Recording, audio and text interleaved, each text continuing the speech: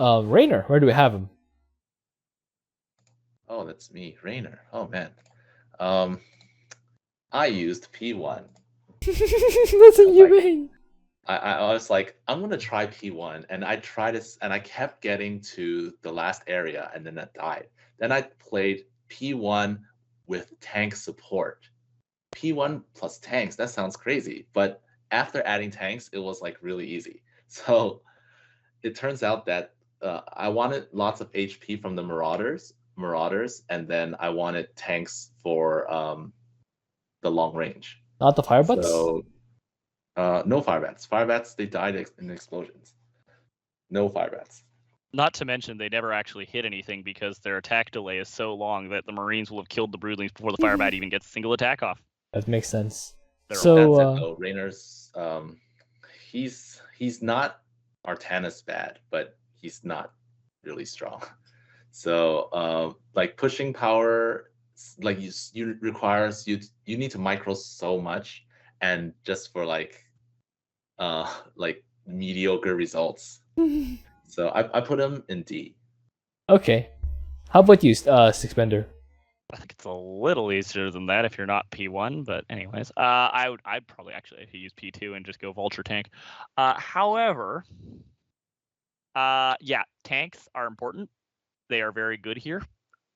Tanks are kind of just like, here's the thing, tanks in co-op are so bad in so many situations, but if there's one thing siege tanks are literally designed for, it's all things infested. Infested mutators, infested maps, those are where tanks are good. Even the tanks that are bad almost everywhere else are good against infested. There you go. Yes, not making. I'm kind of surprised that you didn't make tanks right off the bat with your P1 Raynor runs. And I personally, if I was using Raynor here, would lean even more into the tanks and just straight up go P2 mass tank, and either use vultures for spider mines plus tanks, or I would go bio plus tank, but it would be a lot of tank. And yeah, your base defense is going to be a sufficient amount of tanks. Your offense is going to be using tanks to blow up broodlings and aberrations. It's just going to be lots of tank. Happy Thanksgiving. And, yeah. And it won't be terrible. It won't be great. I would expect him to perform honestly pretty similarly to Han and Horner, to be honest, I would think, but maybe it's a little trickier if you have it. I don't know. How hard is it to reposition tanks? Is basically the question. If you think it's easy to reposition tanks, he's C tier.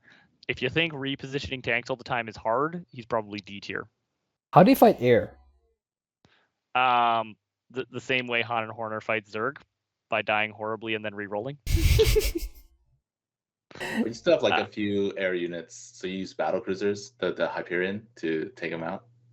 Yeah, you use Marines and Hyperion. Like Marines shoot up, they're good and all. If the Marines shoot down the air units and the tanks blow up the Broodlings, you should do acceptably. It's not great, but it could be a lot worse. Okay, so is it C or D? I'd say he's C unless you are feeling strongly that repositioning tanks is an incredible difficulty. Is that okay, Tutu? No, I feel like because if you're doing a tank vulture strat, you have to pray that they don't have air, right? You go Marine tank or tank vulture is what I said.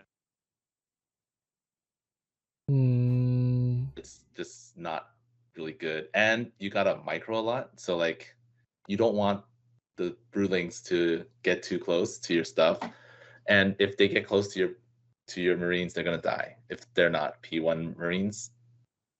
I mean, you can make more, but if you lose your ball, your like the death ball, then you're just in huge trouble. Yeah, probably.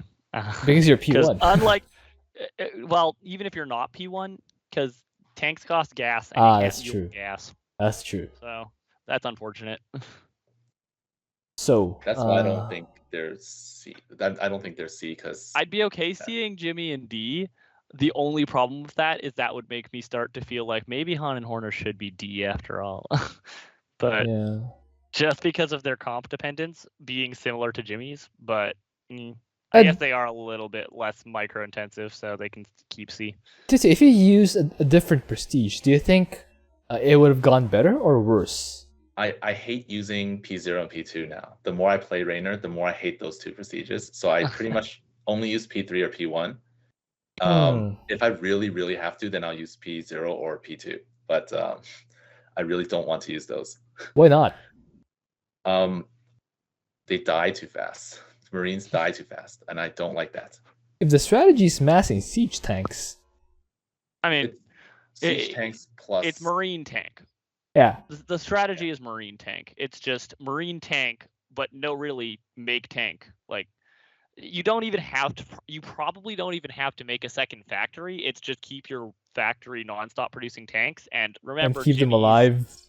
Yeah, and keep them alive. Jimmy's level 1 says all combat units have half production time, so one factory can just churn out tanks at an absurd rate. So honestly, you shouldn't even need multiple factories.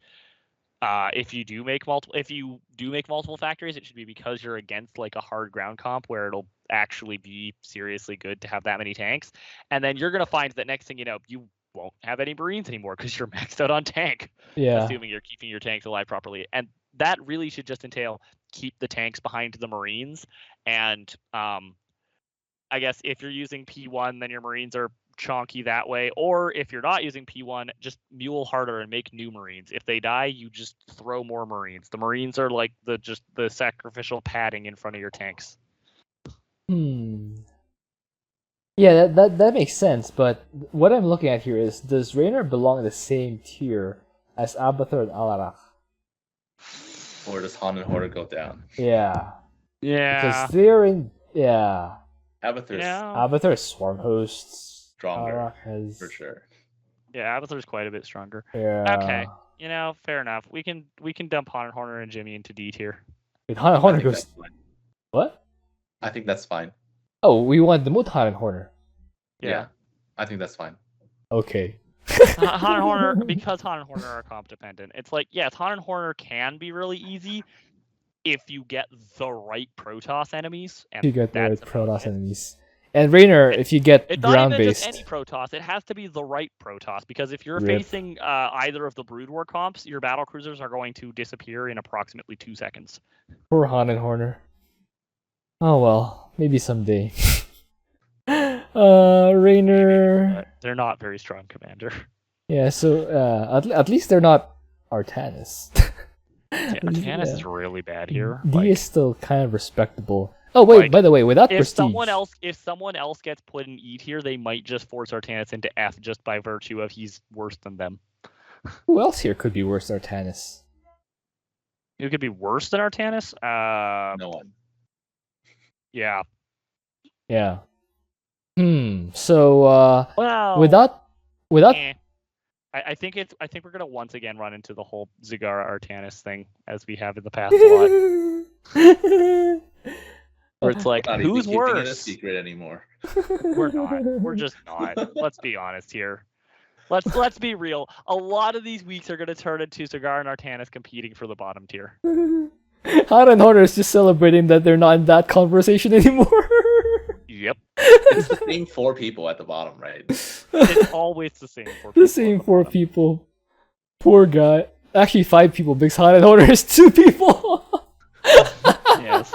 The thing is, ironically enough, Zagara and Artanis have a lot of potential to be really strong. It's just they need the right mutators for them to actually be good against them instead of bad against them. Artanis needs the hero. He needs Artanis hero.